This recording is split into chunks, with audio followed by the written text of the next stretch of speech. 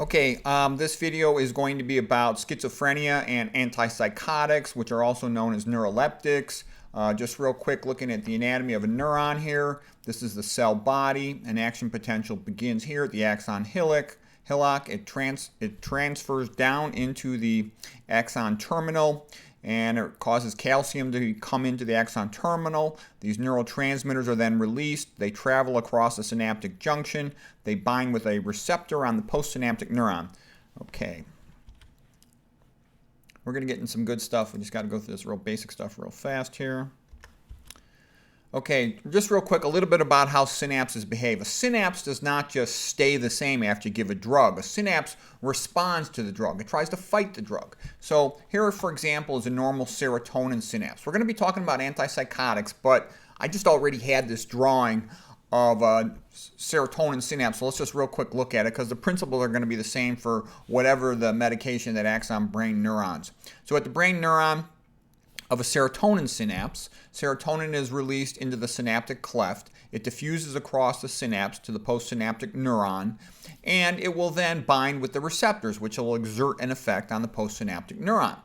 Now here's the reuptake transporter, and the neurotransmitter goes back into the presynaptic neuron. It can be repackaged into one of the synaptic vesicles. It can also be converted into other things, but this reuptake transporter is very important. It's called the serotonin reuptake transporter in a serotonin neuron. And here's a serotonin selective reuptake inhibitor. So if you block reuptake, now there's going to be more neurotransmitter in the synaptic cleft. In this case, serotonin, but it applies to any neurotransmitter. So what's going to happen? Well, the neurons will try to compensate for that. Because there's more neurotransmitter in the cleft, the postsynaptic neuron can downregulate its receptors. Now it only has one receptor. Before, it had multiple receptors. It can also upregulate, make more reuptake transporters. It only had one over here. Now it's got four.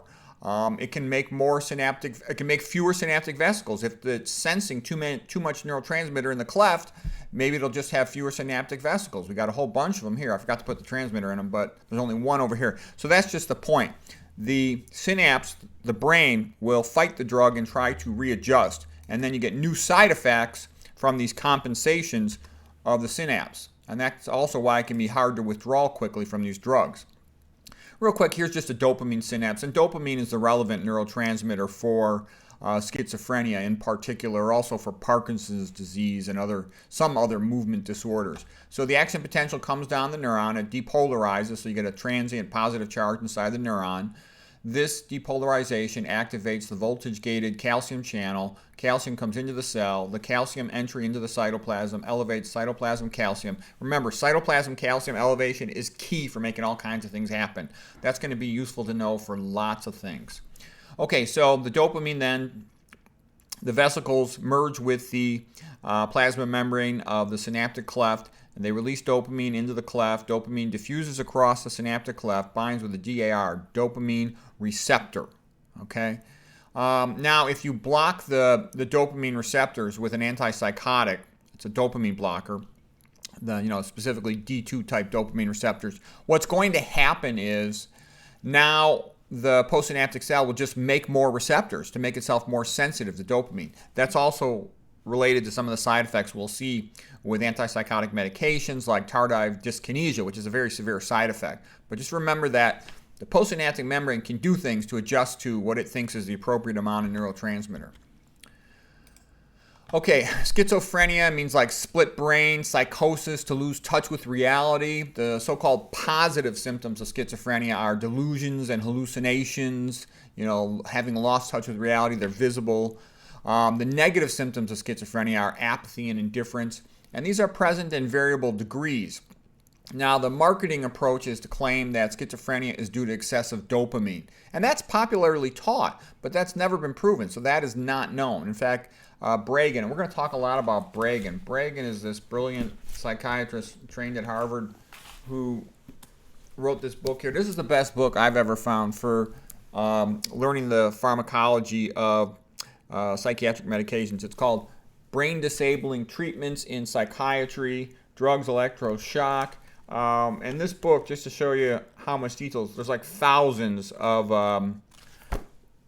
well, I didn't actually count them. It looks like there's thousands. I haven't counted them. He said there were thousands, and there probably is. There's tons of pages of these small print scientific references to the literature, and Bragan's really smart. I've read a couple other books by him, and I'm impressed by this book. So I'm just saying, if you need to look up something about a neuropsychopharmaceutical, this is a good book, Brain Disabling Treatments in Psychiatry by Peter Bragan. There's other ones. As a matter of fact, I'll show you some of the other references, too. This is a brilliant book here by this lady psychiatrist, Grace Jackson. It's called Drug-Induced Dementia. It's a very clever book. Ooh, crap. My highlighter dropped. Okay, and I'm going to show you one other book that's a good book, Anatomy of an Epidemic. This one is by Robert Whitaker. He's got a lot of videos online. Grace Jackson and Peter Bragan also have several videos online. So anyways, well, what people are told, and it's sort of a marketing thing that they go, oh, well, there's too much or too little of a given neurotransmitter, therefore we must increase it or decrease it to get a proper balance. That's all BS. That's not true. Bragan specifically goes into all that, and Grace Jackson says the same thing, and Kelly Brogan will say the same thing, and they'll show you all the papers proving that they searched big time. Since the 1800s. They've been looking at brains at autopsy, and more recently with modern techniques, and they can't find any chemical imbalance for these psychiatric diseases. The antipsychotics became popular in the 1950s because they were able to, in a sense, be like a chemical straitjacket to subdue the patient, make them more apathetic, less public bad behavior like, public masturbation, things like that. So the persons working in the mental hospitals liked to basically subdue the patients, the ones that were agitated or causing problems in their eyes. But the problem is they also will cause brain damage. Now, according to Bragan, and by the way, I put page numbers for every reference to his book here, just because if anybody wants to look it up, you can go right to the page from the slides of my lecture to the book, and you'll find it. Okay, all antipsychotics cause a chemical lobotomy. Now, that's an important point. They all cause some form of essentially a chemical lobotomy, separating the frontal lobes from the rest of the brain, and to some extent the basal ganglia and the temporal lobes. Now, that's bad, okay? Now, the person running the mental hospital might like it if the patients have a lobotomy. They just sit in bed all day, apathetic, and they're easy to manage. But for the individual, that diminishes their chance of having a meaningful recovery. The more antipsychotics a person takes, the more brain damage they have, the more risk they have of tardive dyskinesia, which is all these twitching chorea-like movements, which make it even more difficult for them ever to be socially re-engaged with the community. Also, as it slows down everything, it also predisposes them to dementia. Think about Parkinson's, a deficiency of dementia. Well, a deficiency of dopamine is going to slow everything down. Dyskinesia, slow movements, and slow brain function, and neurons are actually dying and being destroyed. It's bad. We'll go into some of the mechanism of that later on. They actually have a component of mitochondrial inhibition, so they're mitochondrial toxin. They have a component of excitotoxicity, so they're an excitotoxin. I mean, it doesn't get much worse than that. An excitotoxin and a mitochondrial inhibitor. Bad. Okay, Bragan agrees with Thomas Szasz. Szasz is a famous psychiatrist. I did a profile on him as a psychiatry hero. And he would talk about how when you stick a patient with a label that's pejorative, you stigmatize them. And you basically are setting them up to be a victim for a very aggressive treatment. In the Middle Ages, they'd say, she's a witch, burn her at the stake. Nowadays, they'll say, she has a severe refractory depression, she needs a chemical lobotomy. And they won't say she needs a chemical lobotomy, but they'll give drugs that push towards that effect, or they'll put her in a chair for electroshock. We put a convicted criminal in an electric chair to, execute them. And now you're going to put a person in an electric chair to fry their brain? It's insane. It's crazy. It's like something from the Middle Ages. Okay, they literally will put a person in electroshock and shock their brain to intentionally cause brain damage, because that, in a sense, has an effect similar to a form of lobotomy. Bragan says electroshock is a form of lobotomy. It's rather frightening. This is what's happening. People think modern science is so advanced. Yeah, right.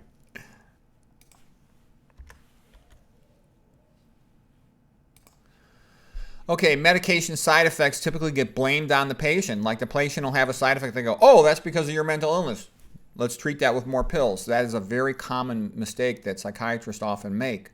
Psychiatry drugs tend to induce an effect called spellbinding, whereby the patients are not that good at articulating their problems.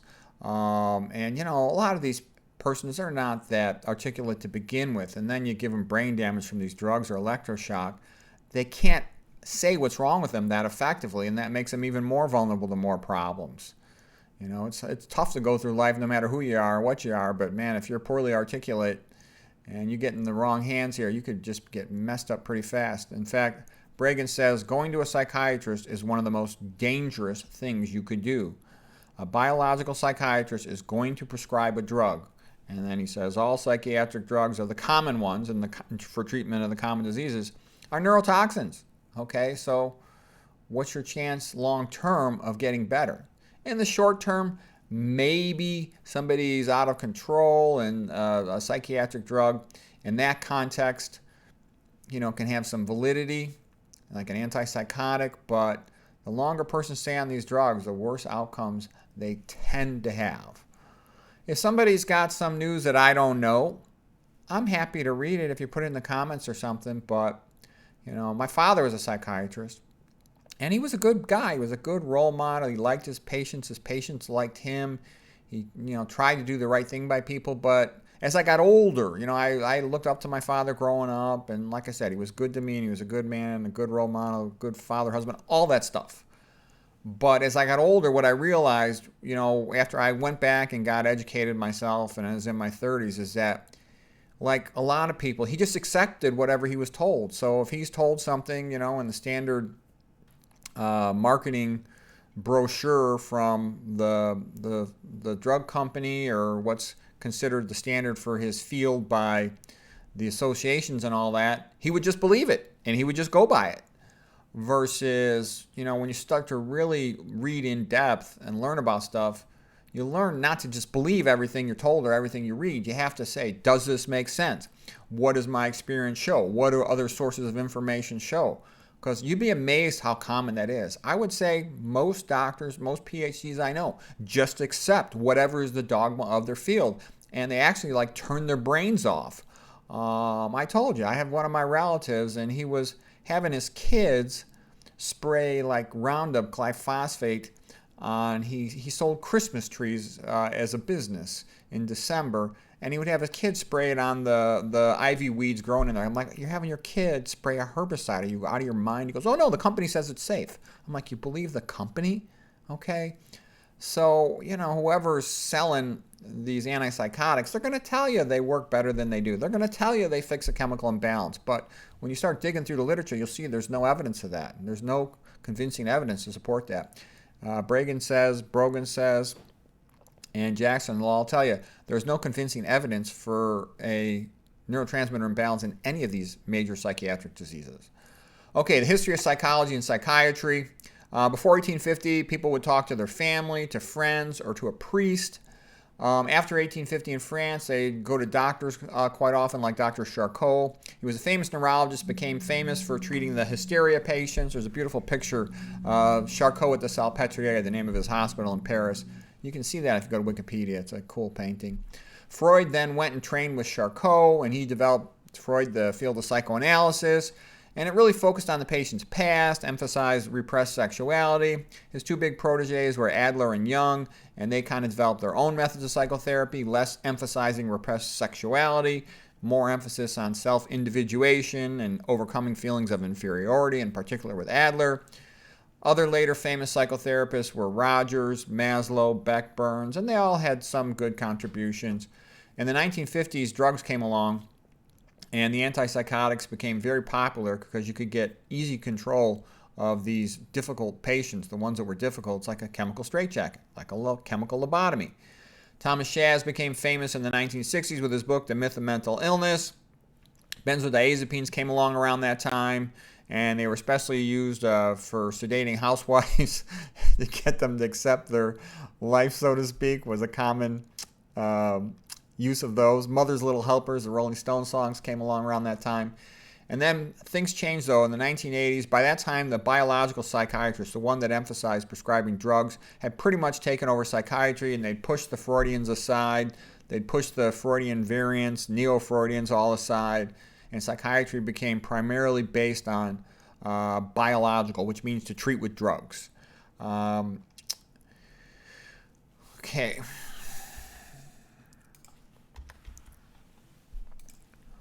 Now here's a funny thing from Bregan. He says, usually when you talk about the therapeutic index of a drug, you'll say it's like, 10 times higher to make the drug injurious to a patient than the therapeutic dose.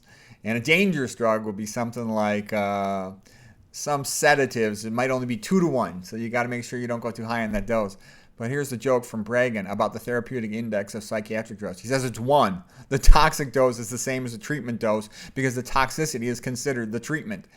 And that's a rather incredible statement for anybody interested in pharmacology and therapeutics, man. That's an incredible statement. So what he says is the brain damage induced by these treatments is what's called therapeutic. He says when you got a schizophrenic patient who's agitated, you give him a lobotomy. The lobotomy is what you, so to speak, wanted to achieve. And he says when you give a drug that does the same thing, that was the goal of the treatment.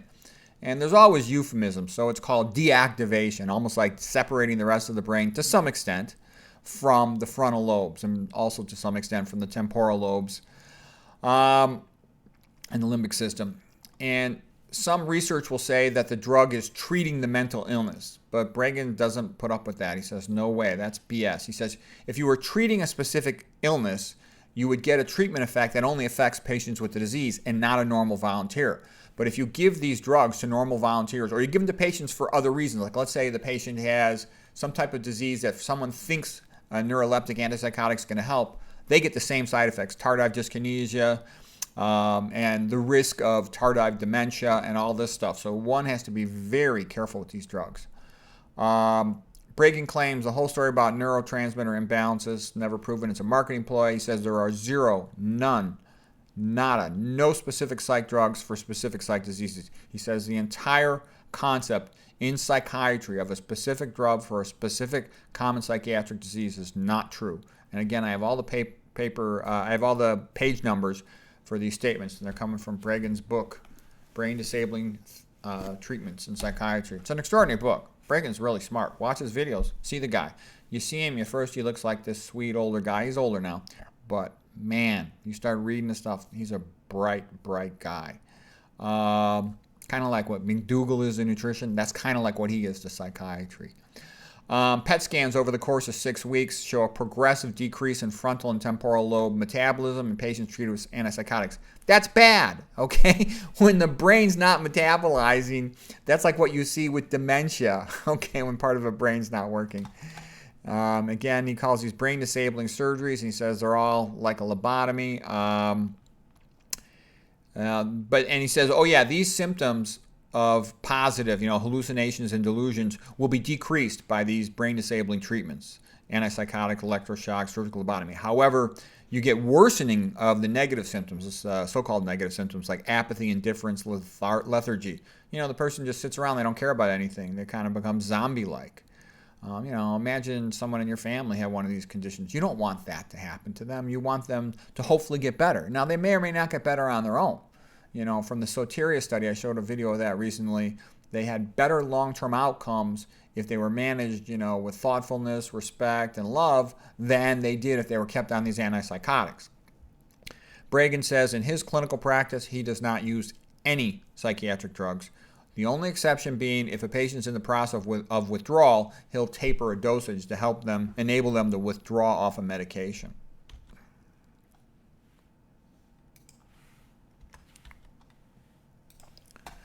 Okay, Bregan says, I already repeated that. He says the only neurotransmitter imbalances that occur are after they get a drug, just like those slides I showed you in the beginning. Now you can start causing problems with these synapses, but they've been searching for that for years, and they can't find any convincing evidence of that in humans whatsoever. Okay, talked about the brain compensating, like I showed you those slides of synapses. And then kind of like Thomas Schaas, he's the guy who wrote The Myth of Mental Illness, the other psychiatrist. Bregan says that none of the commonly treated psychiatric problems are genetic or biological in origin. Okay, there's a tendency to say, oh, that's genetic, therefore you must treat it with a drug or a surgery. He says, no, none of this stuff has ever been shown to be genetic or biological. And Bregan says this: we must love one another or we will destroy one another. Now, I know a lot of people think they're really hot stuff and they're really smart and they're like, oh, this should all be based on science, science, science. Okay, look what science has led to in psychiatry. They put people's brains into like the equivalent of an electric chair and they just damage their brains, okay? That's science without love, okay? Look at, people being kept on antipsychotics. Look at them closing down Soteria because they didn't want the competition for the antipsychotic medications. I really don't care too much about this psychiatric medication stuff. I was trying to understand excitotoxicity in neurons, and I'm like, well, where can I find more research on humans? And I'm like, holy crap, there's a ton of research on humans in psychiatry. So I got to look at psychiatry. I don't really care about this. I care about nutrition and food. But I'm shocked when I read this stuff. It's like unbelievable. I know some psychiatrists, and they're actually pretty nice guys, the ones I know. They're thoughtful, intelligent. I like them. I don't know them that well, but I like what I know of them. And like I said, my father was a good man, but there's a major weakness. And this is a common thing amongst doctors and people in other professions, to just accept and take whatever is the status quo. Oh, okay, we're supposed to put the patient into an electric shock machine and shock their brain and damage their brain, and that's supposed to help? Okay, I'll do it. They don't say, hey, isn't this stupid? Isn't this like an electric chair? I mean, a doctor that'll do that is one out of, 10,000 or less, like Bregan, like Kelly Brogan, like Grace Jackson, and some other ones. They're rare individuals, A doc like McDougall in medicine that'll say, hold on a sec, this is BS. I could cure these patients with diet. Why am I giving them all these drugs that don't help? And what I'm trying to say is, for me, it's a little tough to reconcile this. My father did all this stuff, and he believed in all this pharmacology stuff. Why is it that somebody can believe in these drugs when they're obviously toxic?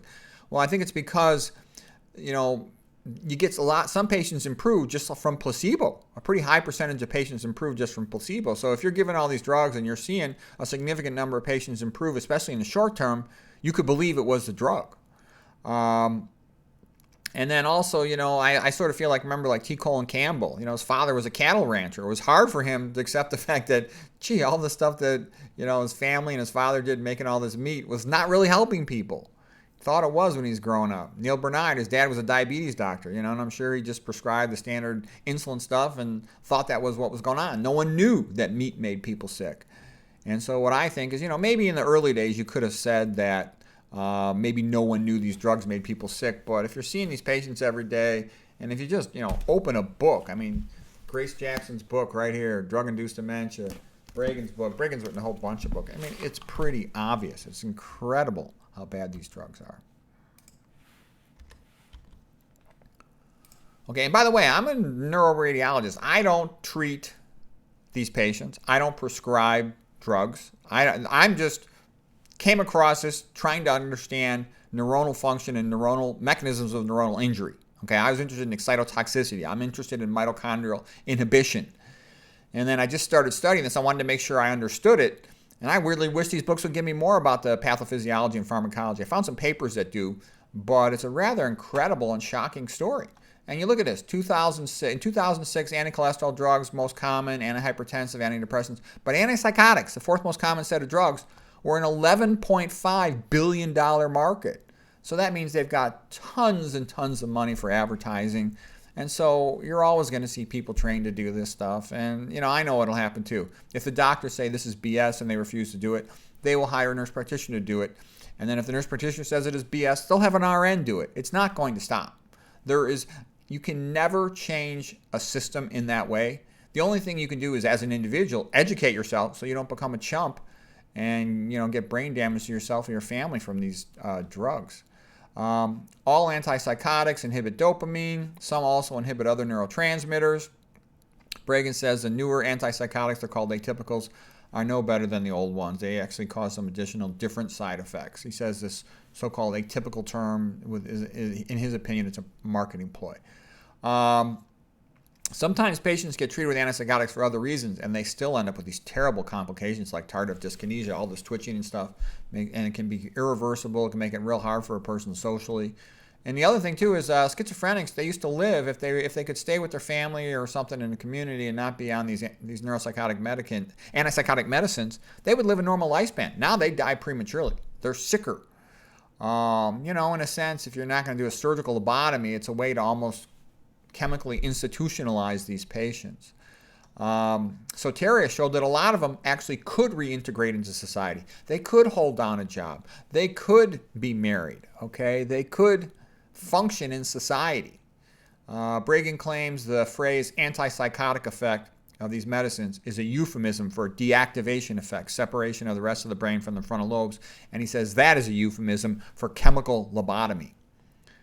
Okay, in other words, the lobotomy effect is the desired effect of the treatment, you know, saying the antipsychotic effect. So, you know, then there's a famous story of Rosemary Kennedy, you know, the daughter of Joseph Kennedy, the sister of JF Kennedy, and she at 23 years of age was kind of hard to handle for her parents, and they sent her for a lobotomy. They kind of hoped it would just cool her down, you know, that they put her in a convent. She snuck out of the convent, you know, hanging around with men she shouldn't have been hanging around with. So her father sent her for a lobotomy, and she had a bad outcome. You know, she didn't recover well from that at all. So anyways, the other thing too, morally it seems less bad to give somebody a chemical lobotomy than a surgical lobotomy.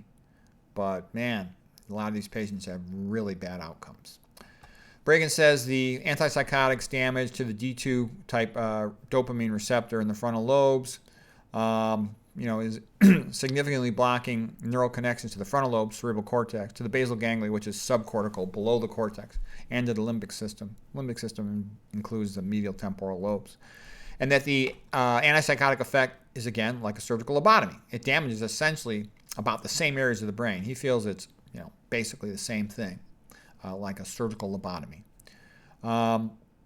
And these patients, again, get apathy. They become indifferent, and that's why they're less annoying to the staff at a mental hospital. They'll just sit in their bed and not do anything rather than potentially be in the hallway and being annoying. Antipsychotics are used by the Russians to control dissidents. You know, they'll say, oh, that person's crazy. Give him an antipsychotic. You know, basically fry the guy's brain. It's been a recent trend, more and more, be giving antipsychotics to children who misbehave. They get all kinds of crazy diagnoses. They get labeled as bipolar. Dr. Bregan says giving antipsychotics to children should be forbidden. Thomas Shaz said to give these psychiatric medications to children is to poison them. So, you know, you say to yourself, does medicine need love? Oh, you bet it does. Because if somebody loves somebody, they wouldn't give somebody a toxic medicine like this. And what I actually think is needed is doctors need more intellectual curiosity. You know, pick up a book. Psychiatrists, read this book. You know what? If you could refute this book, send it to me a comment or tell me what to read. I'll read it. You know, I would love to be wrong about this. It's kind of sad. It makes me think, you know, my father, I know he really meant well, but was he doing stupid stuff in his practice? You know, I don't know. You know, that's kind of sad. But man, psychiatry is looking to me like the worst field in all of medicine the more I read about it. And I've read a pretty good amount about it now.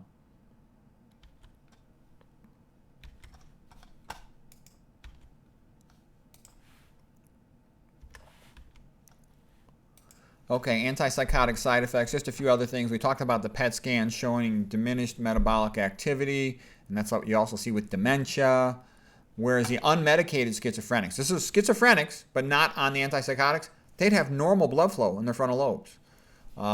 And, you know, normal volunteers would have normal blood flows. Tardive dyskinesia, it's usually irreversible. It's about a rate of 5% each year that the person's on antipsychotics. So the longer they're on them, the more they get. It's a terrible side effect.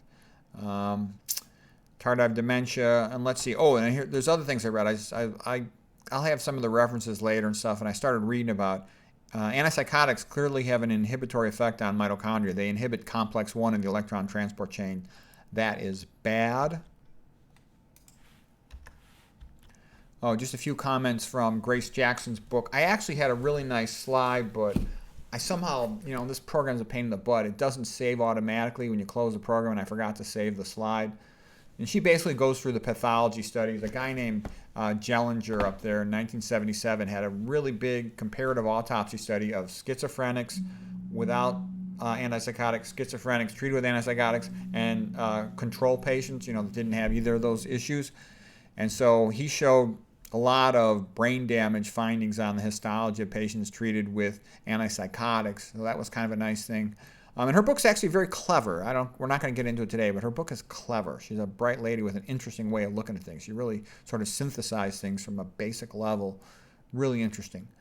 She's got more pathology and imaging correlation than Bregan does. Grace Jackson, she quotes Genesis, and she says, "And the Lord said to Cain, 'Where is your brother?' And Cain said, 'I know not. Am I my brother's keeper?' And God said, 'What have you done? The voice of your brother's blood cries unto me from the ground.'" So that's kind of like what Bregan said. People need to love each other and be nice to each other, or they just end up hurting each other. And so love is a very important thing in medicine. It's a super important thing. Why did we talk to our parents? Because we know our parents love us. We can kind of judge their advice. And so what I'm trying to say is, there's all this stuff. Oh, we only care about science. Oh, we only care about science. Well, when you only care about science, a lot of bad things happen. So, if people care about each other, really want the best for each other, and try to be loving and helpful and thoughtful, a lot of these schizophrenic patients actually get better in Soteria. And patients with all these other psych problems, whatever it is, dementia, depression, anxiety, you name it, they do better. The kids with hyperactivity. And look at the food. Food affects mood. Food affects psychology. Food affects whether or not a kid is hyperactive. I'm not saying it's the only thing. And Bregan says that a lot of his depressed patients, they have depressing lives. They're stuck in a sad situation for financial reasons, for family reasons, etc. And, you just have to make the best of it. But it can be sad. Anyways, here's just a couple references. We talked about the books. Interesting paper, again, showing electron transport chain complex number 1 inhibited by antipsychotic medications. Another paper showing the same thing. And believe me, there were additional ones too. I didn't want to go through the effort of citing all of them. And here's something quite interesting. Antipsychotic medication inhibiting L-type calcium channels, the NMDA receptor of glutamate in the hippocampus. So that's a big statement. What they're saying is it was having an excitotoxin effect. And that was kind of what I've talked about in my other lectures. You keep on ramping up the metabolic demand of these neurons, and you can't match that with glucose and oxygen delivery, that neuron's going to die. And so you're going to lose neurons. You lose neurons in the hippocampus progressively, you're going to be demented. You're not going to be able to remember things well. So it's sad. And so what I'm saying is, how awful is this? This medicine inhibits mitochondrial function, and it causes an excitotoxin effect. It double screws the neuron by raising metabolic demand through an excitotoxin effect while simultaneously knocking down energy production by inhibiting the mitochondria. So it's screwing the neuron, saying, make more energy, but haha, I'm not going to let you do it. The neuron's screwed. Okay, that's bad.